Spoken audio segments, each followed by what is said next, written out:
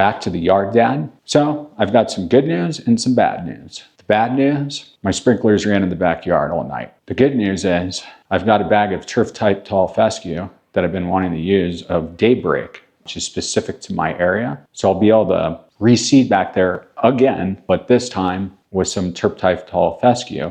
And hopefully this stuff will be a little bit better for high traffic in my backyard. The problem was like yellow jackets and hornets and stuff that were going to my apple tree. On the apple tree, there's some sort of pest. So I sprayed it with neem oil. And I'll put some stuff about that right now.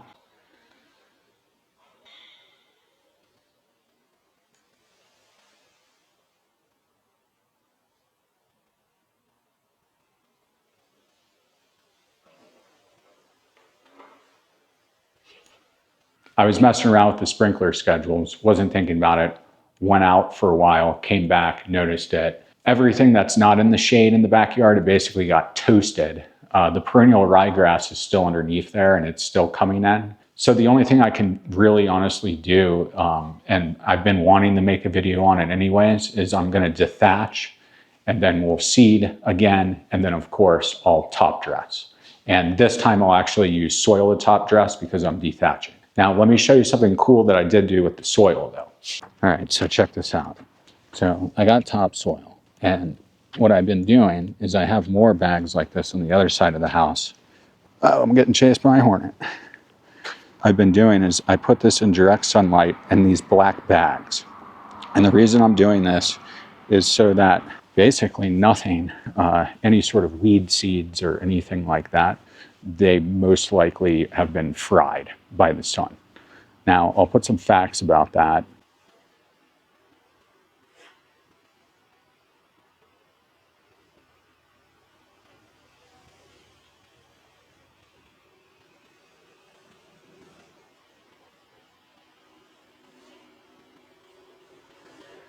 We'll see if it actually works. But I'm doing that because I'll be top dressing with that. And then I also put humichar in there, which has got the humic acid and the biochar.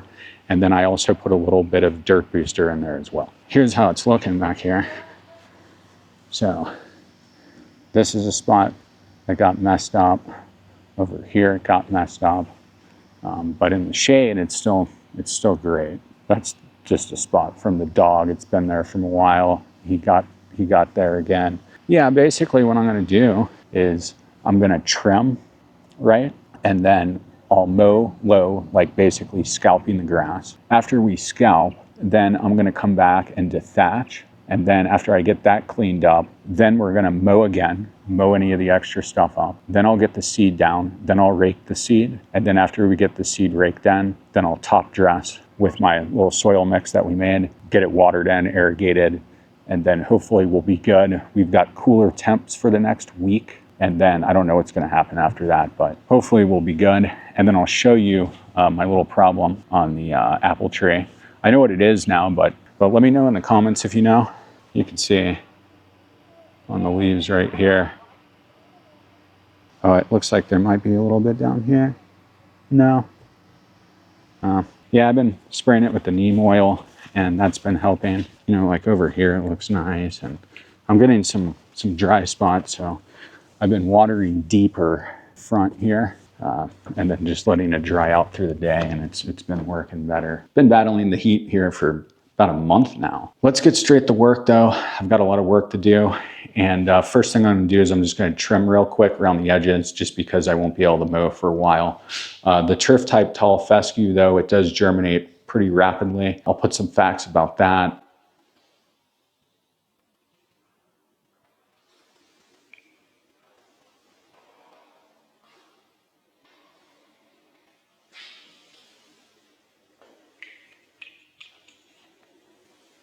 And yeah, hopefully everything goes smooth now. I've got my my schedule figured out. I'll talk about the irrigation here and how much I'll be watering the back and all that. But I'm not going out of town, not going anywhere. So good now. And yeah, let's get to work. Let's go.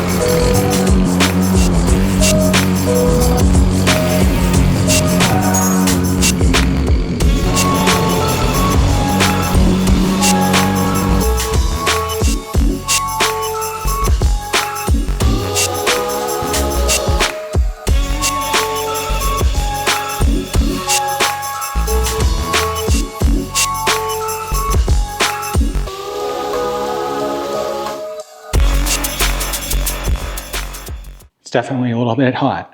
Got done with the scalping. I'll show you real quick. And then, yeah.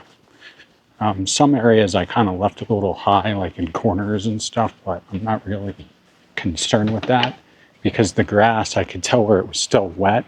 And then you can also see where I was chipping golf balls now. But yeah, I went through 4 bags, filled 4 bags, and we're totally scalped now. You can really see where this thing did some damage.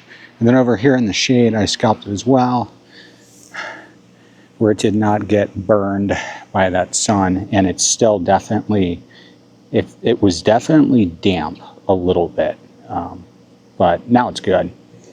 So we'll mainly be focusing on like these areas and stuff like that. And then you can see where I was chipping to the hole over there.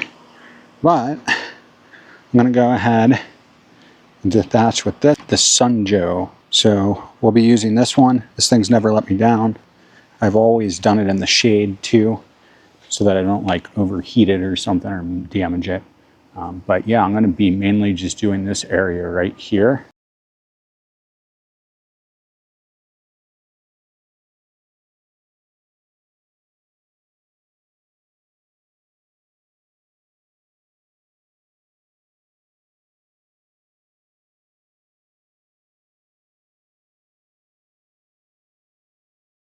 That will pretty much be it. We'll get the seed down, and then of course, I've got to mow up any of the extra stuff from this, but then we'll get the seed down, and then after I get that seed down, all we've got left is rake it real quick and top dress it. And I'm gonna do a light irrigation, but looking good. I'm looking forward to this daybreak.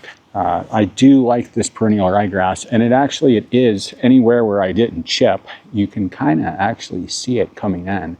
It's got kind of like a tennis ball look to it, but it's everywhere. Like it's all over the place, and it really is. It's nice. It's just like carpet. Of course, later this season, I'm also going to be around the golf hole over there and the golf hole over here. And then there's another one that's over in the corner on the other side of the house. I haven't put one over here yet, but I'm gonna do bent grass around these.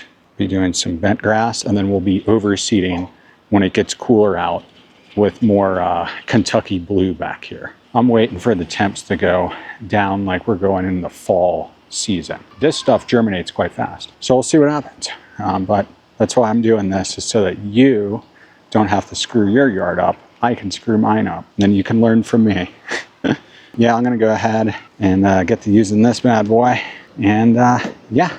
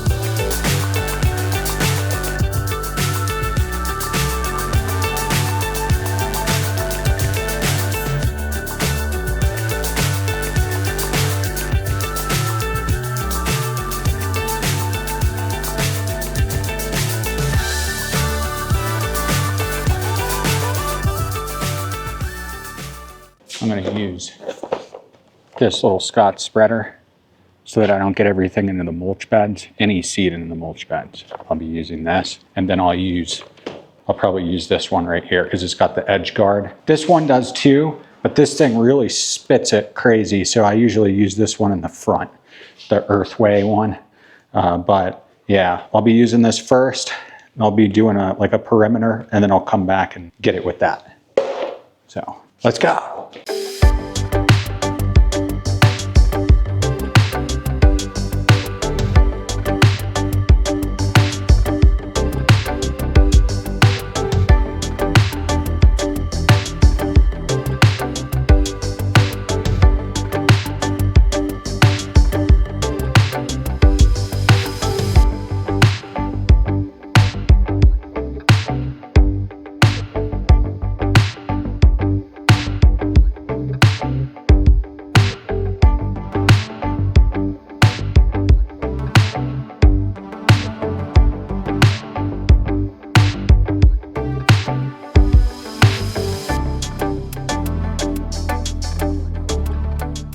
That's going to do it. I'm going to get this watered in, take a look real quick. Oh, totally done. Got everything looking how I want it to look, and we'll keep our fingers crossed that the turf type tall fescue comes in nice. But that's it. Hope you learned something. I've always done it like this, and when I'm doing like a complete overdo, sometimes I'll get the lawn leveling rake out. But I'll see you on the next one. Let me know in the comments if you have any ways that you do this, and if you recommend any ways or anything that's worked for you. This has always worked pretty well for me. We trimmed, we mowed low, basically scalped, and then we dethatched, cleaned that up, got the seed down, and then we got it covered. We'll get it irrigated. Like I was saying, I hope you learned something, or if you've got some tips and tricks, let me know in the comments below. And thanks for watching The Yard Dad. I'll see you on the next one, and I'll see you tomorrow. And do not leave your sprinklers on at night. Do not do that, especially for that long. Otherwise, yeah.